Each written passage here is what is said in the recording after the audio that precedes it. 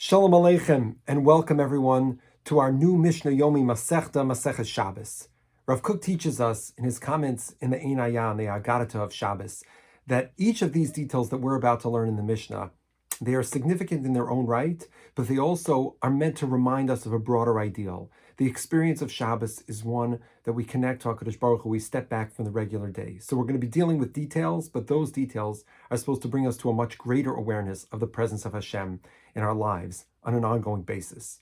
We're going to start the Masechta with a very unusual malacha.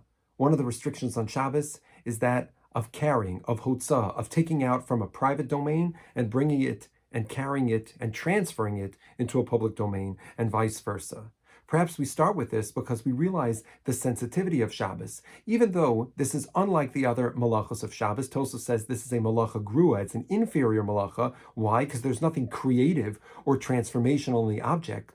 But the context in life also matters. And it's significant that when something moves from a private domain to a public domain, that too is a contribution, and that too can be considered a malacha on Shabbos. So the Mishnah tells us, Yitzias HaShabbos Shtaim Shein Arba.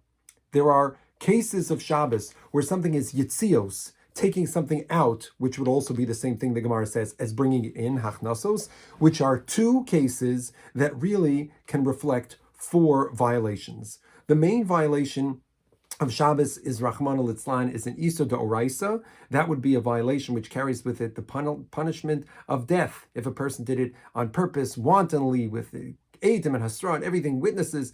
But if they did it inadvertently, b'shogeg, it would create the chiyuv, the responsibility to bring a korban chatas. That's for a full-blown malacha, but not for half of a malacha. If two people do a malacha, one does one half and the other one does the other half, well then neither of them is in full biblical violation. When it comes to hotzah, we have to pick something up in, let's say, a private domain, transfer it to a public domain, and put it down. That's called akira, picking up, hanacha, putting it down. So the Mishnah tells us there are two which are for bifnim, from the perspective of the person on the inside, and shtaim shein arba bachutz. There are two which is four violations from the outside. So keitzad, how is this? The Mishnah gives you an example. Ha'ani omeid bachutz. The poor person is standing on the outside, he's got a basket in his hand, and he's looking lo aleinu for a handout. Ubalabayas, and the homeowner is on the inside, and he's going to give this poor person a sandwich. If the poor person picked up the basket out in the public square, pushed it over the line, he extended his hand into the private domain and put the basket down in the hand of the balabayas.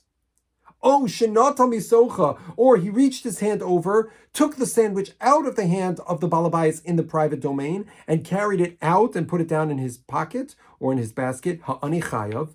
The ani is in violation by doing the pickup and the put down, the akira and the hanacha. Ubalabayas pater. The balabayas is pater, but it is also to do what he did because he was a facilitator. That's from the outside perspective, from the ani.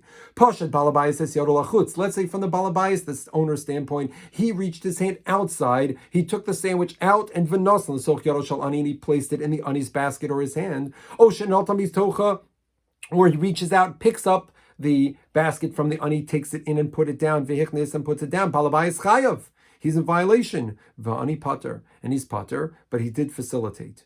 So that's not appropriate. But what about the in-between case where they do half and half? So the Mishnah tells you, Pashat ha'ani es yado lefnim, the poor person takes his basket, stretches it over, but v'natal balabayas mitocha.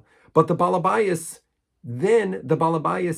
picks it up from him, so he doesn't put it down. So the ani does the pickup, but the balabayas does the put down. O shanasan l'socha v'hotzi, or the balabayas puts it in and then the ani takes it back, shneim peturim, because one did the pick up, the other one did the put down, or the ani did the pick up and the put down in his own property. Same thing from the reverse perspective. Pasha balabayas is yadol achutz. The homeowner reaches out, v'not al ha'ani betocha, and the balabayas holds the sandwich, and instead of putting it down, doing the put down, the hanacha, the ani picks it out of his hand.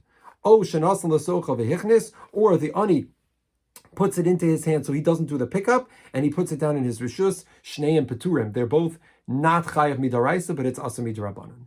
Mishnah Beis, things that we're not supposed to do on Erev Shabbos, even though we are preparing for Shabbos, but we also have to be mindful that we might miss Mincha, God forbid. So, lo yeshiv adam l'fnei hasaper. Person shouldn't sit down for a massive, serious headache, for a haircut. Samach lemincha, right before Mincha. We're talking about Mincha Gedola, which is 6.5 hours into the day, let's say on the equinox, 12:30 in the afternoon, ad shispalel, until he davens mincha. Lo yikanis adam lemerchatz, for a long trip to the bathhouse, v'lo bursaki, to a tannery, v'lo lechol, to a big meal, v'lo ladin, and not to a din Torah v'mischilu. But if they started all of these things, you don't have to stop. You're allowed to finish as long as there's still time before Shkia to daven mincha. Ein mafsikin. However, mafsikin l'kriyas shema ve'ein mafsikin l'tefillah.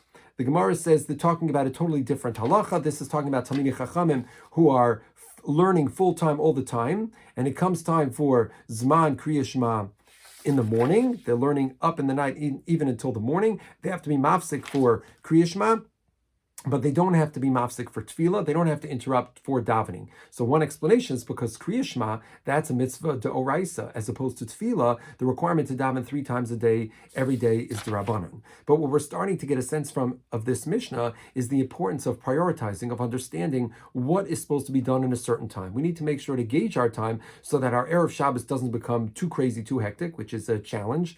But if we're mindful ahead of time, we won't get into that situation. We shouldn't start by getting into the merchat or the bursaki, one of these circumstances. And the same thing in the second case, knowing how to prioritize when we have competing values at the same time. Davening and learning is part of our ongoing growth and journey in Yiddishkeit. Thanks for joining. Looking forward to tomorrow.